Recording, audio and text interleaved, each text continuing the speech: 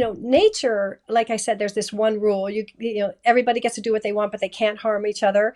But how they do that is what's really fascinating.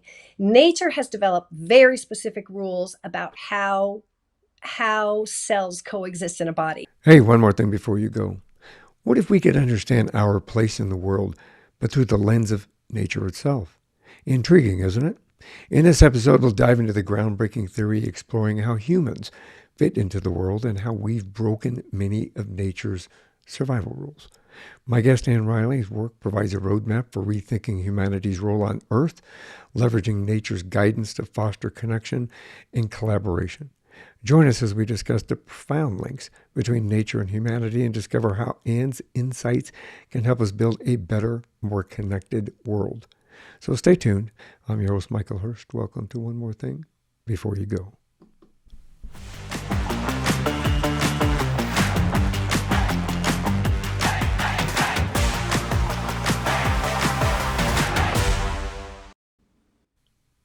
Anne, born in Richland, Washington, and the 11th of 12 children, grew up in Naperville, Illinois. A Bone Scholar and graduate from Illinois State University with a degree in accounting, Anne later earned her MBA from Portland State University. She balanced family life with successful careers in technology, teaching, and finance before retiring in 2011. Inspired by Michael Rothschild's Bionomics, Anne developed the Ideasphere, which delves into the parallels between humans and ecological systems. Her compelling ideas are articulated in her novel Dina, D-I-N-A, Nature's Case for Democracy, and her upcoming nonfiction book, The Human Idea, Earth's Newest Ecosystem. I'm excited for this conversation, so let's unravel the mysteries of the human ecosystem together. Welcome to the show, Anne.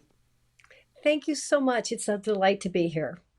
Oh, an amazing journey that you've had. I mean, it's Mhm. it's very diverse, very interesting the way you've evolved in from what you came from accounting and business to where you're at today, because your Right. education is primarily in accounting and Mhm. business and so forth like that. Yeah. So I'm Yeah, really and excited. economics. Yeah. And economics, exactly. Yeah. Yeah.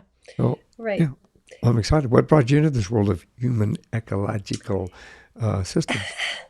Well, actually, I when I was about 10 years old, I learned about evolution. And I can remember sitting in the classroom, sitting at my desk, thinking that somehow we had to fit in the world, but we were so different. Mm, And I wanted to know how we fit. And from that time on, I've been thinking about that. I think, how things simmer in you yep. underneath. And no matter where I went in school, and I did well in school. I did, I was one of those kids who was always been a mile wide and an inch deep. I was a valedictorian because I could do well in every class, but I wasn't great at any class. You know what I mean? And that's how I work. That's how my mind works, is to take things from different areas and pattern them together. So, when I got to accounting and economics, I understood that accounting is just a new language. It's a new language about how you put finances in dollar, in sort of dollar worlds, dollar words into some sensible arrangement so that people can understand what your company's about.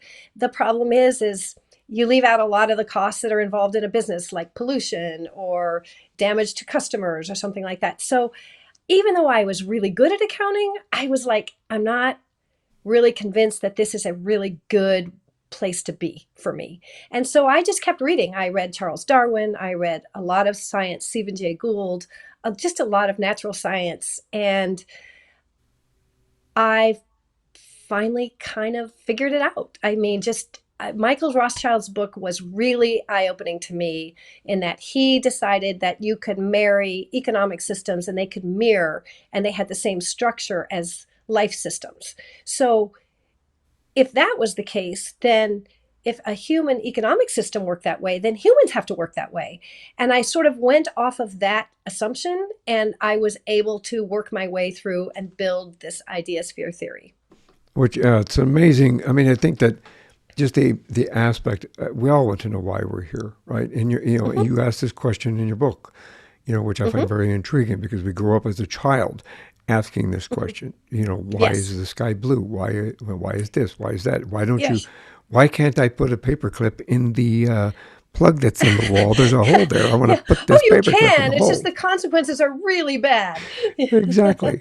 So we all ask that question, and I think we, Mhm. as we grow up as adults, and we had a little conversation right before we started, and we all ask, why are we here on Earth? What's my purpose? Why am Mhm. I here? Right. So coming from that perspective, what, it, why do you approach this idea sphere from that perspective? Well, it became very clear as I grew up that humans, we had a lot of theories, but they conflict. I mean, you look at all kinds of religions, and they all sort of conflict with each other. And all if you read any kind of philosophy, there's all these different viewpoints. And I thought, I got to start where something is true. And the only thing that is true in the world is the nature of nature. Animals and plants and how they live in the world are things that have evolved for billions of years. And so my assumption was I should start there because they're true. They are, if you look at how evolution occurs, things just change. Cells run into each other and they make multicellular animals. Those multicellular, they keep growing into organs and they create bodies. And these things are things that have been tried and tested by the environment and by many years of existence. So I had to start there. So my first assumption was, how does life work? If you just take humans out of the equation, how does life work? So I studied that in the first part of my book, studies what's the nature of life and how do we survive, or how do these beings survive. And then once I got that kind of squared away, I looked at humans, and of course humans work exactly the same way, but we have two different skills or abilities that make us do the same things but in a different way. And one is we can think. We can create ideas that don't exist in reality but exist in our minds. And second, we can use those ideas to create physical representations of them outside our body. We are the first beings that can create information, put it outside of our bodies. The only beings that can do that, like birds can build a nest, bees can build a hive, but a bee can't build a three-layer, concrete structure that several generations of bees can live in. They can't do that. They're limited by the DNA instructions that they've evolved to do. But humans, we don't have that restriction. We can think up and we can build a three-story concrete house with that can house families for generations. We can do that. And so this big difference has made us break the rules when it comes to how we live as communities in particular. Yeah, I like. I mean, the way that you presented that. I think that we have to live in conjunction with nature, and I think that Mm-hmm, obviously we need the trees, and we need the birds, and we need the bees, we need the mm-hmm, animals, we need mm-hmm. the trees, and we need the grass, we need everything. It all works Right, together. We all work in conjunction with each other. So, yeah, right. I respect Mother Nature. I respect Mm-hmm. everything that is put in there. But I know. yes, but in our history, I can remember reading about the concepts of manifest destiny and that nature was our enemy because at some point in our history, nature was a big force, that could kill people, right? But Still is. now, yes, it still is, but we have much more capability of mastering our environment to make it easier for us to live. But right now we're going the other direction, and now we're actually damaging the environment that we live on. It's like we've run this entire continuum, this entire spectrum, and that's what humans can do. They can create an Oh, idea, and that idea can drive their actions. And then all of a sudden, the consequences of those actions show up, and we have to create a new idea, but the old one's still in there, and people struggle with change because they're having to throw one old idea out and put in a new one, yeah. and sometimes they just don't want to. Yeah, I agree with that. I think that in your book, I think you say I like how you say that humans have manipulated the earth and over their natural resources in like an amazing, inventive way. But Hmm. what you just said a second ago, I think we've also ravaged it to a point that now we're Right, feeling the ramifications. right, Again, a right, point to what you just said, that we're feeling the ramifications of the right, consequences of the actions, right. the wild hurricanes, the immense Hmm. hurricanes, and the mass flooding that floods this morning. Right, Saw it this morning in Spain. right. I In did see that. Just unbelievable flooding. unbelievable Yeah. stuff. And unfortunately, we as humans, I think that sometimes we look at that and then denial still sets in. And we Right. still have people that are saying, well, that's not, that's just life cycle or something along that Hmm. line. We won't go into the politics of all that.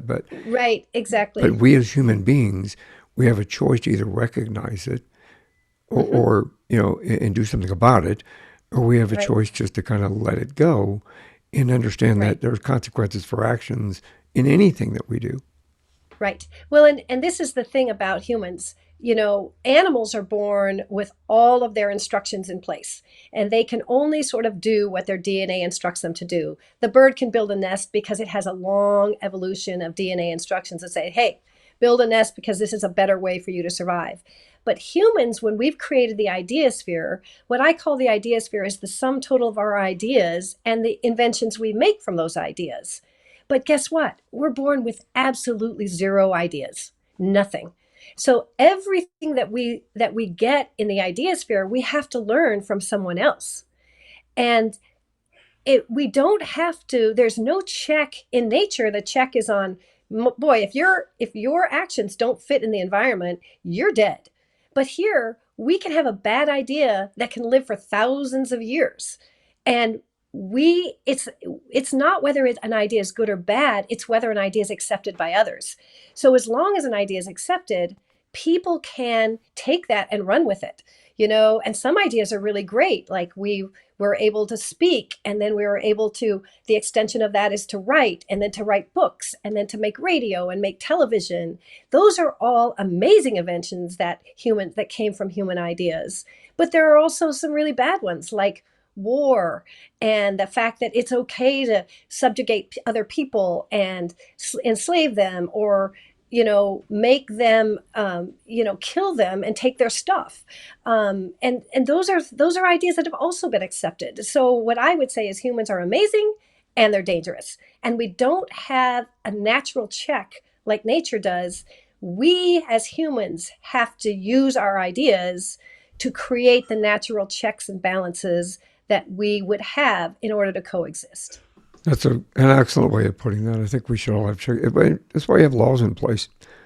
Right, You that's what can't laws are the rules of the our rules. coexistence. It's our Yes. societal And rules to say you can't do right, this or you can't do this. There's consequences for your actions. right, But then, right.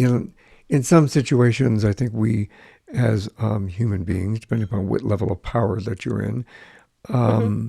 can choose to not follow those rules, or Absolutely. And in that's that, our history. and that's our history. Our history is that most of the Yep. leaders of our history have not followed the rules of nature, because the rules of nature, you can sum it up in Yeah. one sentence. You get to do what you want, but you can't harm anybody else. Yeah. Well, that's not how leadership works, Exactly. and if you look at your body, if your body is made of 35 trillion cells, that's a lot of cells, right? And they all work together to keep you alive and all the other cells alive. And they do that using your brain and your neural system. Yeah. And your brain and neural system coordinate those cells. And they make sure that all those cells get to do their jobs, but they can't hurt each other. Well, in society, the equivalent of coordination is government, right? That is the role of government, is to make sure that we coordinate how we coexist together. That should be the rule.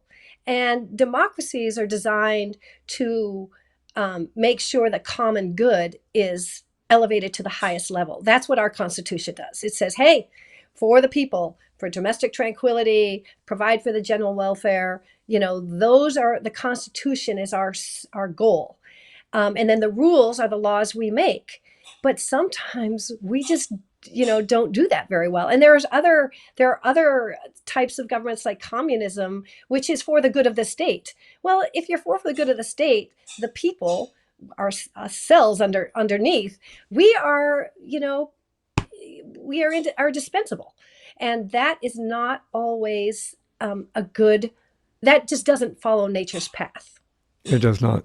Which I think, if you don't mind, I think we talk a little bit about how human systems parallel ecological systems according to this Sure, theory, because I think what you just kind of talked about kind of segues into sure. into that theory. Right, right. And this was my big breakthrough was, I studied, and it was pretty clear how natural systems work. If you look at the world or as life forms in concentric circles, at the core of life is DNA. DNA is a set of instructions that allow you to survive. They're housed, the whole DNA is a genome, and it's all housed inside a cell. And the cell is interesting. It's made up of the DNA that gives the instructions, but all the parts of the cell implement those instructions, right? They're like, okay, I'm going to go make the proteins, and I'm going to give you the energy, and I'm going to do all these things, and I'm going to, bring more resources in and excrete the bad stuff. That's what the cell does. It's a fully functional living being by itself.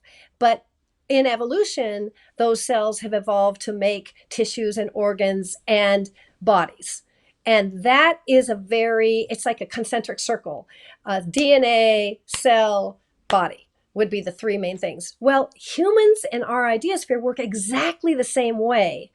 At the start, at the core, instead of DNA, we have ideas. And how we get resources is our ideas are all the sum total of our ideas are enclosed in our mind, and then our bodies put those ideas into action. My Using my mind and my experience, I wrote a book. Somebody else builds a building, somebody else works together to create a spaceship, somebody makes a dam. Those are things that people can do.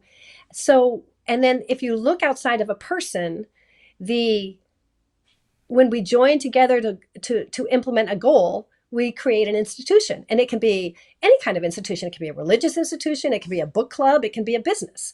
But anytime people join together to create or to fulfill a goal, that's an institution. And then above that is our society. Those are the people, we all coexist together and we live as a society.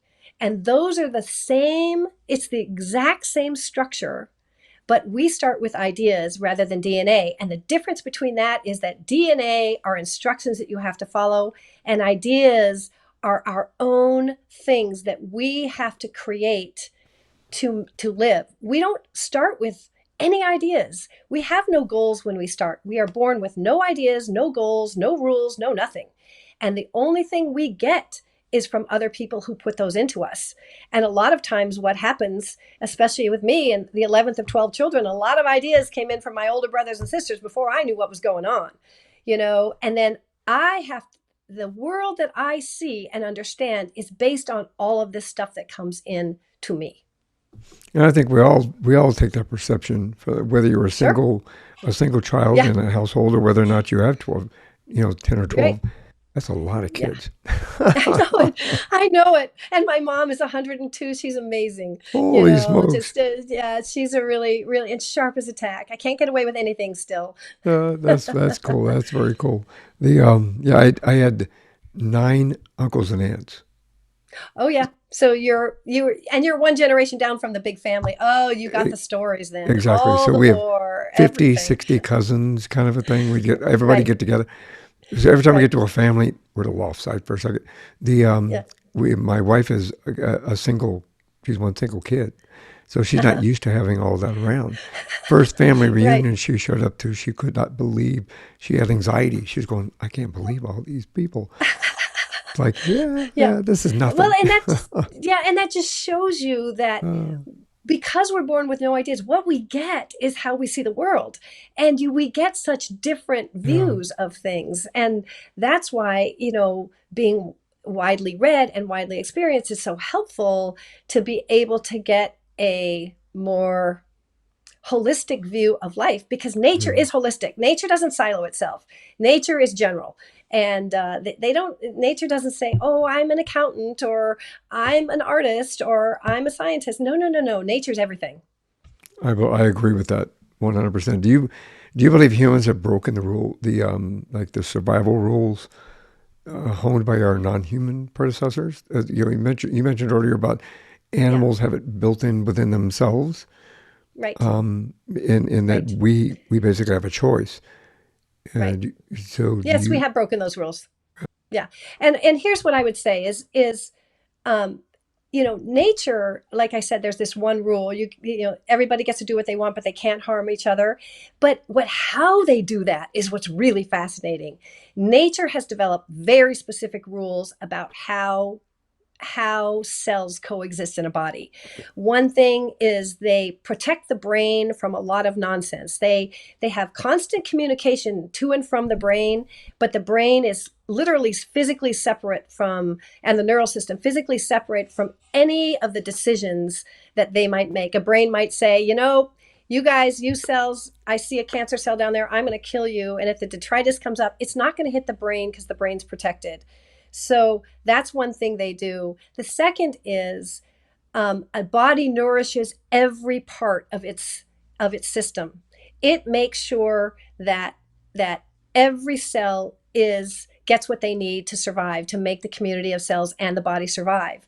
Well, nourishment is equivalent to taxation in our societies, and we don't do taxation the same way nature does. And in fact, we do it in a way that just wouldn't work in nature. Income tax is like the wrong way to approach taxation. And what taxation does, and I should say in nature, this nourishment we have is every cell gets what they need. If for some reason the body gets more than they need, every cell gets more. And if you have really a lot of stuff, then they'll start storing excess energy in places like your stomach and your heart and your hips. For me, that's a good place. But the problem with that is in nature, they don't really get to that point. What they do is, as soon as they get a lot of resources, they make a new generation of babies. And the reason they do that is because that continues the DNA line, and that's what survival is about. But in equivalent in the Ideasphere is, if we got a lot of resources, we would make more ideas, we would make more products, we would read more books, we would do whatever it is that we're producing. We would use those to extend our ideas. Instead, we hoard the resources as an end in its own. And what you're doing is you're slowing down the system in which ideas flow. Because if resources are concentrated, the power is concentrated, and so are the choices that people have. So nature doesn't do that. They Do you just don't. do you think we have a disconnect from nature? I think I think we do, because we do things differently. I think nature has all these answers that we know, and we haven't seen them yet. I've been really surprised when I kind of developed this theory. It was like, but all this data, all this information is here. We just haven't put it together. And we haven't put it together because we have old ideas. When we started as humans, we didn't know about cells. We didn't know Mm. about, how things work together. We didn't know about DNA till maybe 7,500 years ago. So how could we know? I think humans are at the cusp of a new ecosystem doing the best they can. But now I think we're smart enough to know and put these ideas together. And I think we have to go back and look at these rules and see how we've broken it, and whether they, by applying these nature's rules, adjusted for human thought and choice, but Right. but can we apply those and make better societies? And my view is yes, I think we can. And I want people to Yep. to read the book to get a sense of, oh, this is how the world could work if we did it Yeah. this way. Well, and I agree with that. I think that our mental and emotional well-being relies on our connection with the nature and the universe in that Hmm. regard. You know, I Right. I wholeheartedly believe in that through my journey, and I've talked about it on this show quite a bit. Hmm. I believe that my connection to nature and the universe has allowed me to be able to heal the way that I've healed. You know, Hmm. in even when you go back and reflect on COVID, obviously COVID was a Hmm. very, very bad disease and Hmm. affliction, not necessarily disease, but a very, very bad situation. And Hmm. but there were some positives that came out of it. And I Hmm. think that, the positives were that the humankind took a pause on life and reflected on what's important and what's not important, Hmm. and That's a reflected good on point. exactly. I think that it gave us, everybody said, well, we got to get back to normal, get back to normal. And when you look at that, my wife and I, in our own situation, you could see what one section of society sees as get back to normal was getting up at 4 in the morning, getting ready for work, and driving Hmm. through hours worth of traffic and yelling and Hmm. angry and Hmm. road rage and Right. everything that's going on around you. Getting into your work, sitting in behind in a cubicle Hmm. along with an office full of other people, Right. and then bust your butt, and then by the time you get off 8 hours later, you spend an hour fighting traffic to get home, and you're exhausted, Right. and then by the time you get a little dinner, you're falling asleep on the Hmm. couch, or whatever the case may be, and you get back up and start all over again in the morning. Yep. Yep. Whereas, I did that for many years, and yeah, completely dissatisfying. completely Even though I dissatisfying. liked the job, I loved the job. I didn't like my life. It You know. exactly. And then COVID came around. My wife, they did a lot of work from home. Luckily, Hmm. from where she worked for the state. The state decided, well, we're going to let people work from home. They created that environment, and Hmm. then that gave us, instead of her out on the road for an hour to work in Hmm. an immense amount of traffic, Right. us worrying about her on the road because there's accidents Right. everywhere, kind Oh, of a yeah, situation. Arizona. I've been We, in Arizona traffic. yeah, Yes. these people, as a traffic cop, this place Uh, is really bad. yeah, So yeah. we go out on the back patio in the morning. You can't see me pointing to the back patio, Uh, but okay. we go to Hi, back patio. the back patio, have a cup of tea, watch the sunrise, and sit Right. out there with the dog and watch the sun come up and watch the birds and the Hmm. bees and the hummingbirds and the bees and everything go from bush to Yeah. bush and things like that. And then she had a 20-second commute from there to where we had her office set up here. Right. Right. Life And was she gets her work done in half the time because there's exactly. no interruptions. And yeah, Exactly. yeah. So they evolved into a hybrid situation for a lot of people and left some people working remotely because the commute that they had done was an hour, hour and a half, Yeah. more, Right. more than that time period. Then they realized that productivity went way up and happiness at work and happiness at home is the life work balance came into Right. play. So Right. it makes us all reflect. Maybe this Hmm. is more of what's normal. Right. Well, Allowing and that work life balance, for yeah. example, Yeah. which gave us, Well, I'm sorry, no, go ahead. Go that ahead. that gave us the reflection to look back on the connection with nature again. Right. That's what I was kind of Right. coming back to, Right. because we Right. had stopped doing that. This Right. gave us go back and watch the birds, watch Hmm. the hummingbirds, watch the bees work. You know what I mean? Right. And then you realize you miss them and how grateful you are to they enrich your life in a way because you miss them. It helps enrich your life. Well, this is the interesting thing about humans that I want to really impart to people is that, you know, nature, animals, they have their goals set. The DNA just kind of says, here's your goals, here's your rules. But humans are born with no ideas. We don't have any goals. We have to create our own goals as we grow. And we can only get the ideas that are given to us and the ones we learn from school and other people and all those things. And then we have to develop our own set of values, which is what I call our goals. And if you can't, sometimes we don't even know that's what we're supposed to do. We're being told what to do all the time and we're like, oh, I'm just supposed to do these things. I mean, that's how I grew up. It was like, I'm not supposed to think about what I want. I'm just supposed to do these things and follow in this order. But that is not how you lead to your own happiness, which I think is this personal satisfaction, this inner peace that you get. It comes from saying, this is what I'm about. And some people may be about, I got to succeed at work. And other people may be, I need to go to work and make a living, but I really want to be able to commune with nature, and all kinds of other things in between. And each person is responsible for coming up with their own values and their own set of rules that help them live those values. And I think this is a really important piece that sometimes I don't think we catch on to. No, I agree with that, and I think that we as human beings need to reflect more. That's sort of like what I mean, getting in more in depth into your book in regard to this approach for the human idea. And I've never heard it put the way that you put it about the Earth's new ecosystem. Mm-hmm. Um, and piecing this together as an ecosystem, because in reality, I think Mm-hmm. in an ecosystem, as you have been explaining, it requires cooperation, as you've said Right. numerous times Right. through this Right. conversation. It requires that cooperation in order to succeed, Right. either succeed or fail. We've watched things Right. that have disappeared because they were missing part of whatever they Right. needed to connect to make it Mm-hmm. work the way that it needed to work. Right.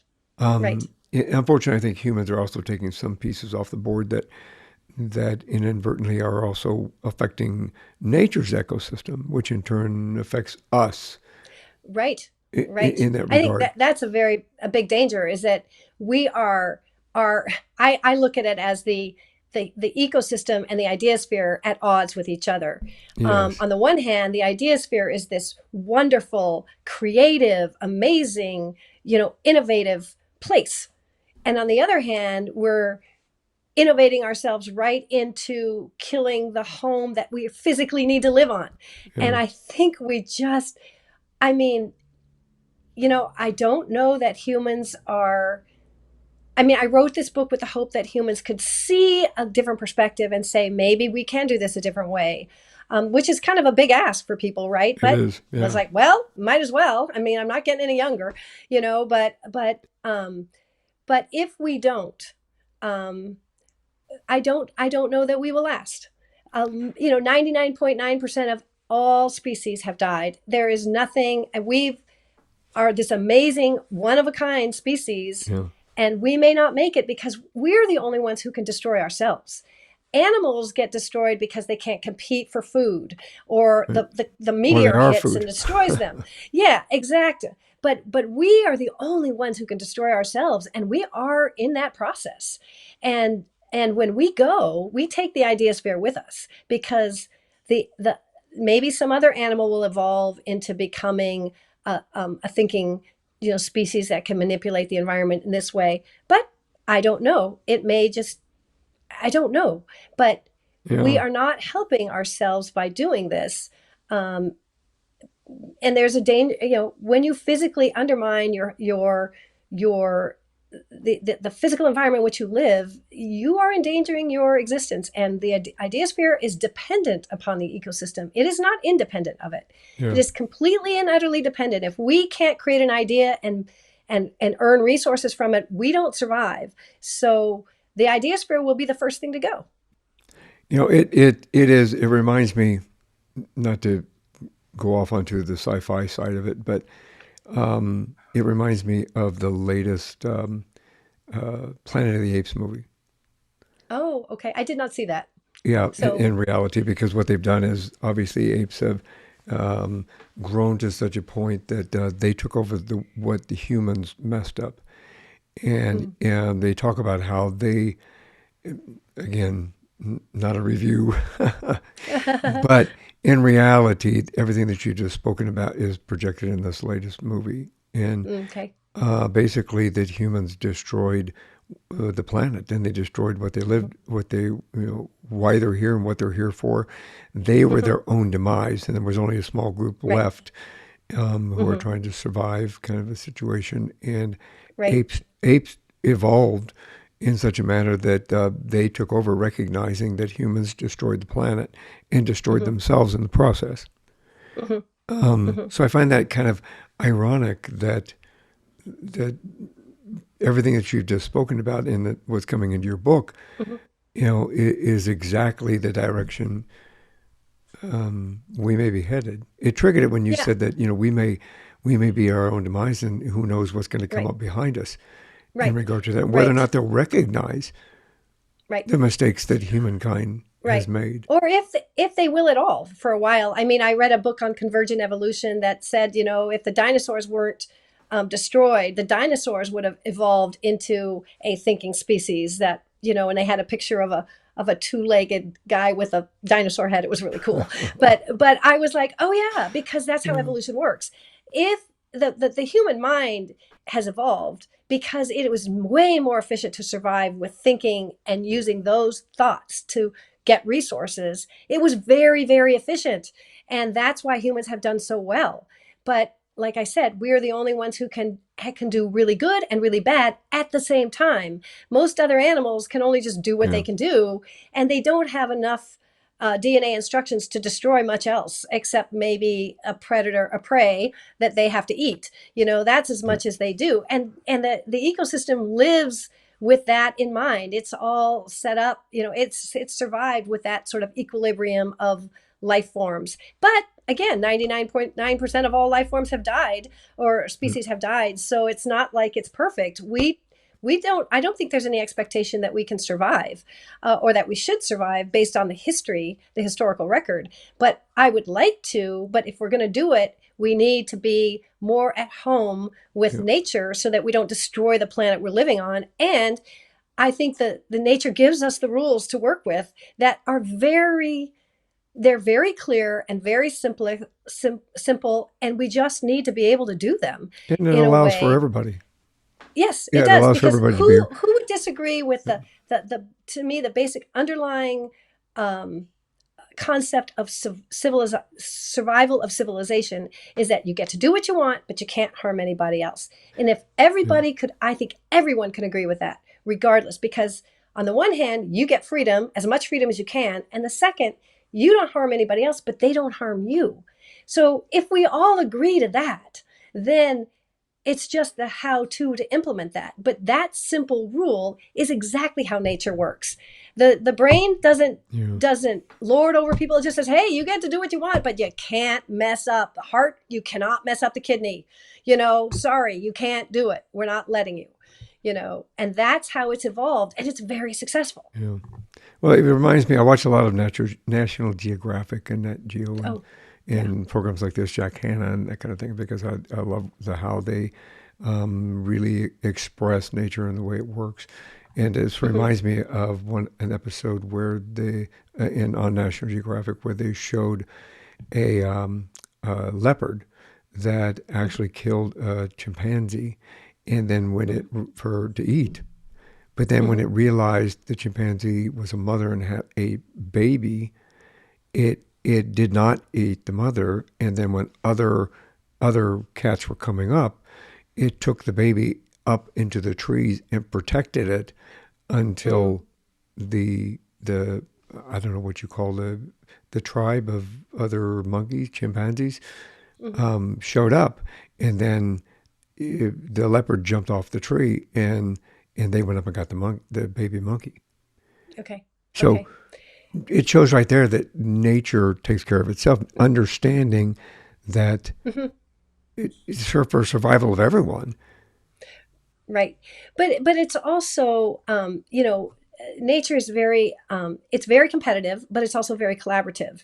You just look at the bees and nectar. Yeah, That's a mutually beneficial relationship. And so yeah, again, where things are more efficient to survive and more um, um, you know nature doesn't choose. If collaboration is a more efficient way to survive, they will do so. If competition is a more efficient way to survive, they will do so. They can't yeah, choose. And because life is such a different thing than before life, it was just matter and energy, right? And those things don't have an existence. I should say they only have an existence. They don't have a life cycle. But once you create life where you have to have resources, if you don't have resources, you die, it changes the whole yeah, equation. And so now life has to develop the evolution of things has developed techniques to keep things alive.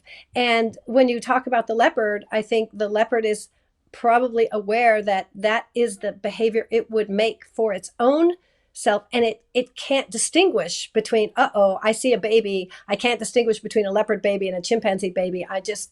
I need to do this.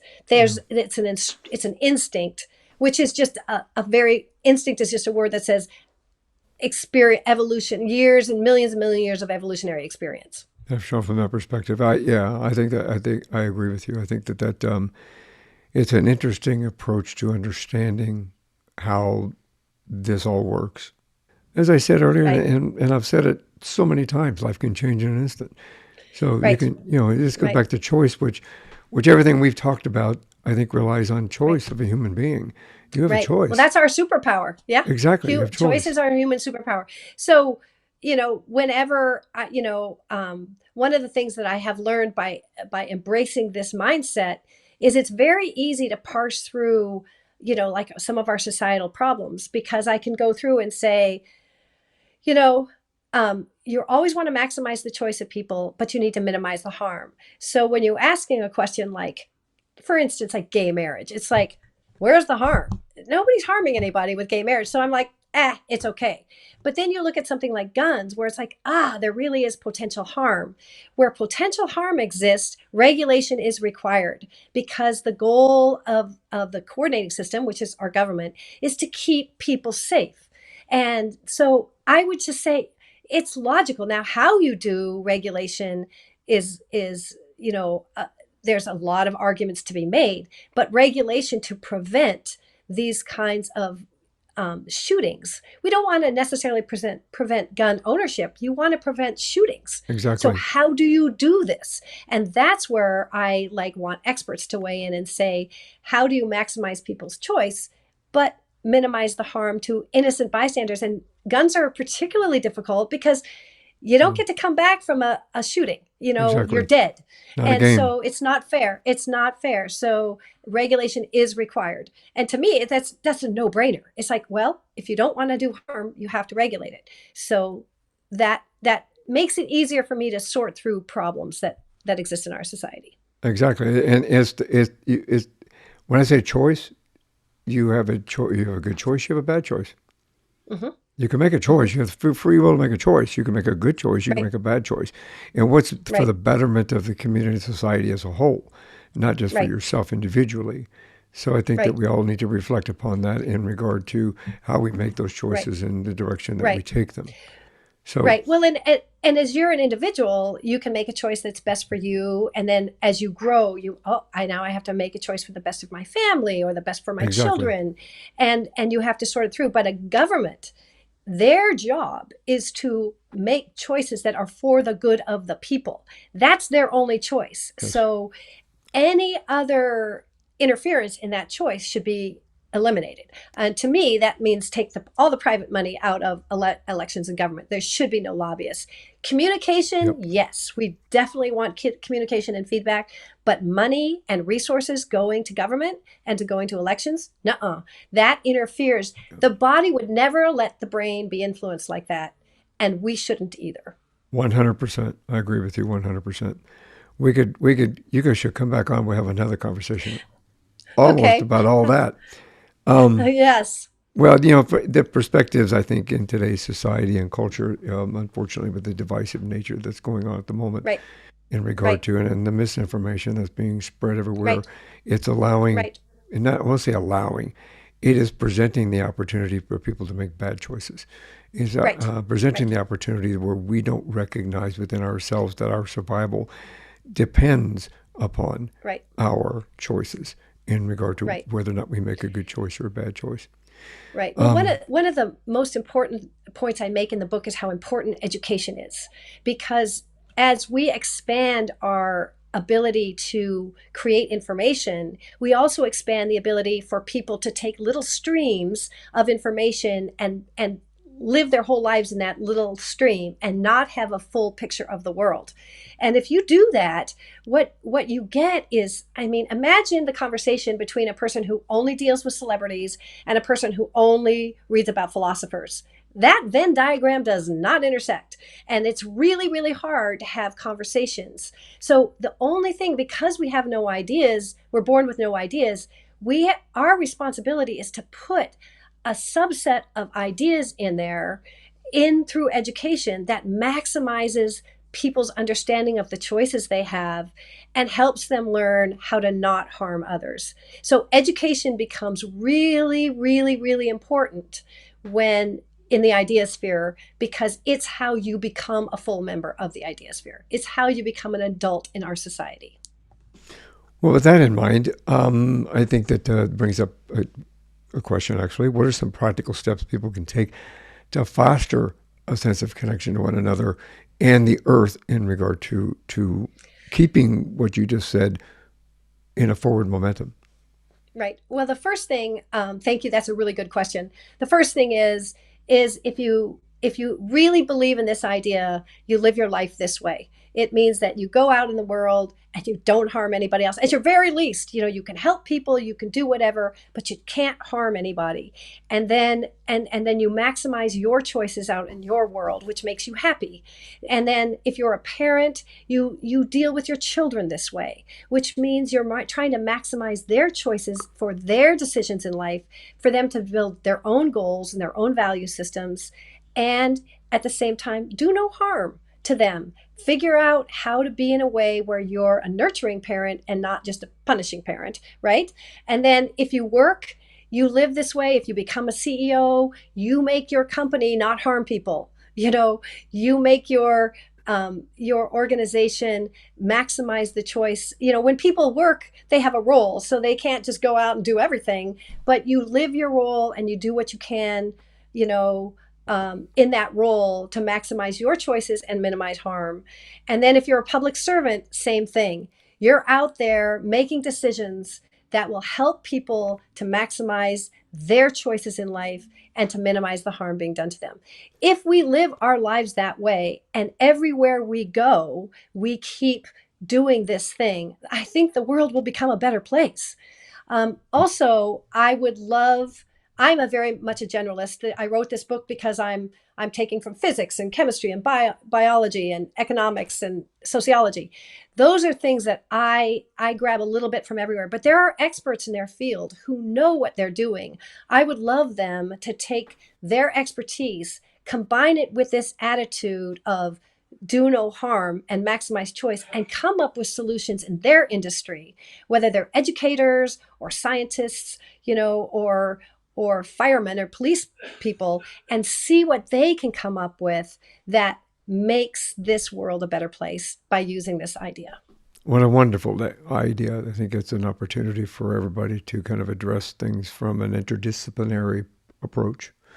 Right. I Right. love that word. That's why I'm Hmm. happy to say I'm one of the first individuals to get an actual master's degree in interdisciplinary studies. Right. And it showed me that taking ideas, just to expand upon what you Hmm. were saying, taking Hmm. ideas from and having contributions from different modalities and implementing Right. them to come up to a solution, a common Right. solution, is a Right. very unique way to solve a problem.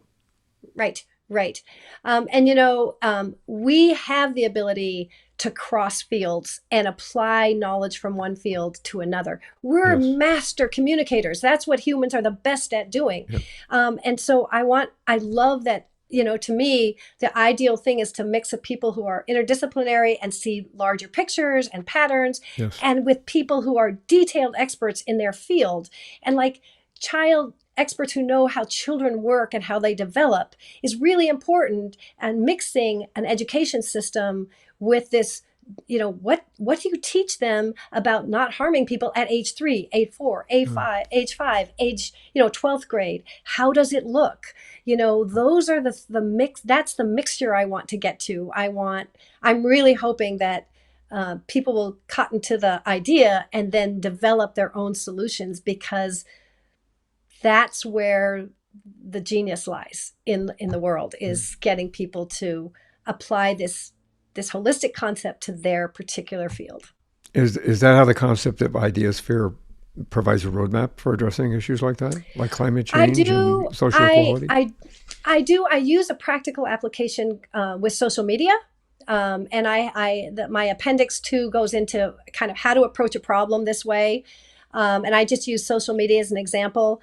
I do have in the back of my mind, I'm starting to put together a set of sort of my own ideas about how to address some of these problems, like policing is one that is kind of interesting, and I would love your input on. And then things like homelessness or healthcare. Our healthcare our system is really inefficient. So I have lots of ideas and maybe another book coming. But man, it's right now I got to get this one out and figure out what to do. but those wheels keep turning; they don't stop. Hey, one step at a time, as they say, one step at a time. Exactly. Exactly. Exactly. What actionable insights can individuals apply from your theory to improve their personal lives?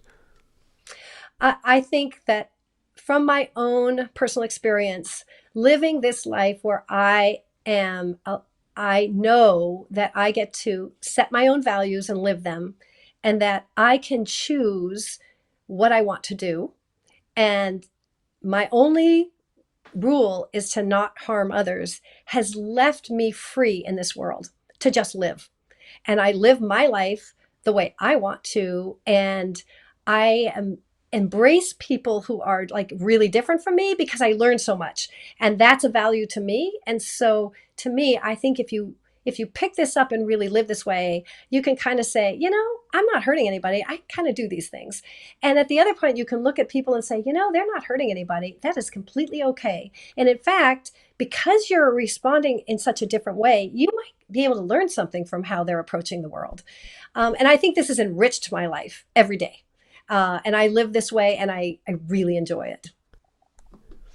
I think that's a positive way to live your life. I think that we all Hmm. need to take that kind of an approach and think about not just ourselves but others as well, and how we can make a positive influence on them. Right. How do you Right. hope your work will influence future discussions about the intersection of science, philosophy, ethics, and human potential? I think to me, I want the idea to spread. I want people to be able to hang on to this one sentence. You can do what you want, but you can't hurt anybody else and your society and your environment. I want that to be as as normal a phrase in the world as survival of the fittest was at Darwin's time. That's what I really want. I want people to be able to say, "Hey, you can do what you want, but you can't hurt anybody."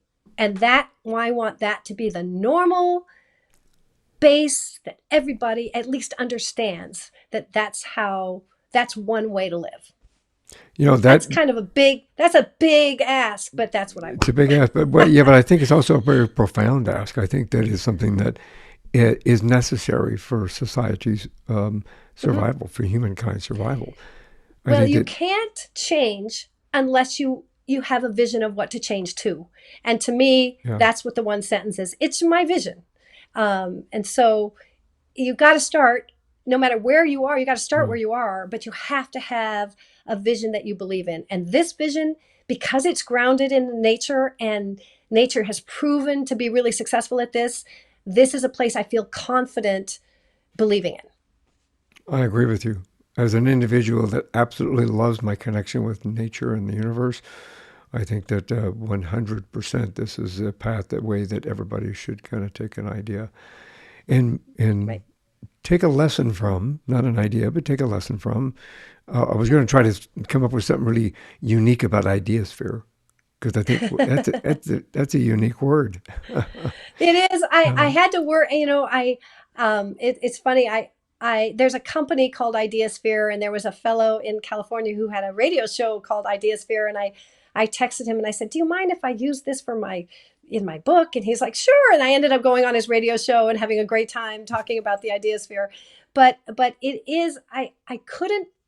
I love it if somebody came up with a better word than that. I think it's kind of hard to say, and I'm not sure, but it does express what I want, which is the human ecosystem. But I'm open to I'm open to a better phrase. So if you've got a better one, hit me with it. well, about 3 o'clock this morning, it'll hit me. So, Okay, well, just email me. yeah. So Um, okay, let's tell everybody how we can get your book and how we can get on it. You have a website, and you've got yep, information on there that could help other people in regard to yeah. achieving this. Right. Well, the my website is thehumanidea.com, and you can reach me, there. There's a contact page, but also there's a survey. I would love it if your listeners would tell me what they think about the future of humanity, because I'm very interested to hear how people are thinking. And it's very interesting. The answers I've gotten so far is most people are very optimistic about humanity's survival chances, which I was I didn't know whether to be surprised or not surprised, but it was really interesting to see that. So I'm interested to hear what people have to say about that. My the Human Idea comes out on November 19th. It will be everywhere. It will if you don't find it in your library, you can ask your librarian to order it. It'll be at all the normal bookstores, Barnes and Noble, but it's also on Amazon and all the book outlets and the ebooks outlets. So you can kind of find it wherever. The Dina book is the same thing. It's a lot longer and has a story around it and a lot more conversation. I think in some ways it's deeper than the Human Idea, but it's not for everybody. So it seems to be that women really like Dina and men really like the Human Idea. I'm not sure if it's just that they like the story and there's a little bit of a little bit of a backstory with the characters, and people like stories. So, I'd like to tell stories. So that was kind of fun to write. So it But worked. and I do have a YouTube channel called at the Human Ideasphere, and there I go through every week. I put up a little snippet of kind of how the Ideasphere works, starting from the Big Bang, and I'm going through slowly every week. So it'll probably take me like 4 years, but you know, that's It, what we'll do. it's like a fine wine, right? Everything takes time. With a fine wine Exactly. to get to where it needs to go. Exactly. They can find you on Exactly. Instagram as well. I know it's on the screen here, but Right. for our listeners out Yes. there, can you say how to find you Right. on Instagram? Yes. Exactly. At Ann_Reilly_ Ideasphere. So yeah. Well, this has been an amazing conversation, and we did not get to talk about everything we could have talked about. So you have to come back on, That's and we'll true.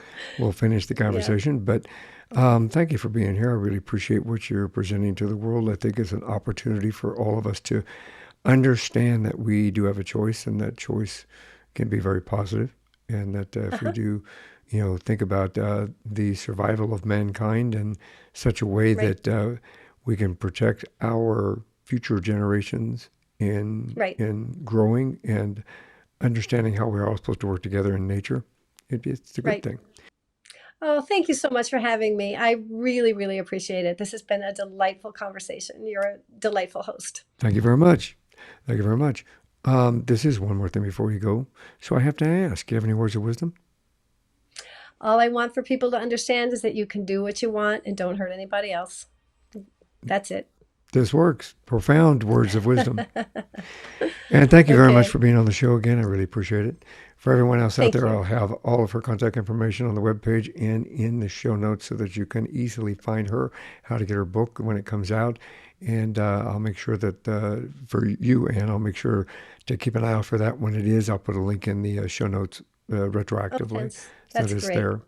And for Thank everyone you. else out there, please subscribe, like us, share it, leave us a review. And one more thing before you all go, have a great day, have a great weekend. Thanks for being here. Thank you. Thanks for listening to this episode of One More Thing Before You Go. Check out our website at beforeyougopodcast.com. You can find us as well as subscribe to the program and rate us on your favorite podcast listening platform.